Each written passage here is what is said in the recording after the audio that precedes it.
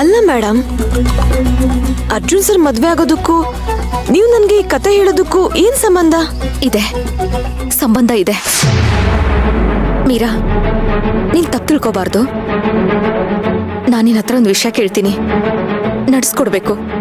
ಇಲ್ಲ ಅಂತ ಹೇಳೋ ಹಾಗಿಲ್ಲ. ಏನ್ ಮೇಡಮ್? ನಡ್ಸ್ಕೊಡ್ತೀನಿ ಅಂತ ಮಾತು ಕೊಡು, ಆಮೇಲೆ ಹೇಳ್ತೀನಿ. ಹೇಳಿ ಮೇಡಮ್, ನಡ್ಸ್ಕೊಡ್ತೀನಿ. ಬರೀ ಬಾಯಿ ಮಾತಲ್ಲಿ ಹೇಳಿದ್ರೆ ಸಾಲದು, ಮಾತು ಕೊಡು.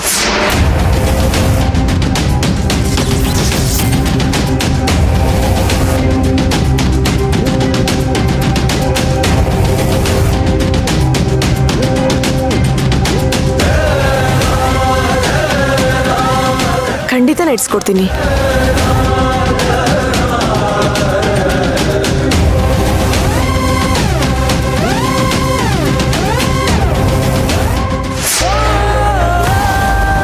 ನಾನು ಯಾರ ಮಾತನ್ನು ಕೇಳಲ್ಲ, ಏನು ಮಾಡ್ತೀನಿ ಅಂತ ನೋಡ್ತಾ ಇರಿ. ಅದಕ್ಕೆ ಅಣ್ಣ, ಅದಕ್ಕೆ ನೀನು ಯಾರು ಇದನ್ನೆಲ್ಲ ಕೇಳಕ್ಕೆ? ಇದು ನನ್ನ ಸಂಸಾರ, ನನ್ನ ಇಷ್ಟ ಅಂತ ಹೇಳಿದ್ರು. ಅದು ಬ್ಯಾಂಕ್ಗೆ ಲೋನು ಓಡಾಡ್ತಿದ್ನಲ್ಲ, ಶ್ಯೂರಿಟಿಗೆ ಸೈನಿಗೆ ಅಂತ ಬಂದಿದ್ದೆ. ಅವತ್ತೇ ಹೇಳಿದ್ನಲ್ಲ ನಾನು. ಕೊಡು, ಅದೇನು ಶ್ಯೂರಿಟಿ ನಾನು ನೋಡ್ತೀನಿ. ಅಣ್ಣ, ಟೈಮ್ ಆಗೋಗಿದೆ, ನನ್ಗೆ ಅರ್ಜೆಂಟ್ ಕೆಲಸ ಇದೆ, ನಾನು ಬರ್ತೀನಿ.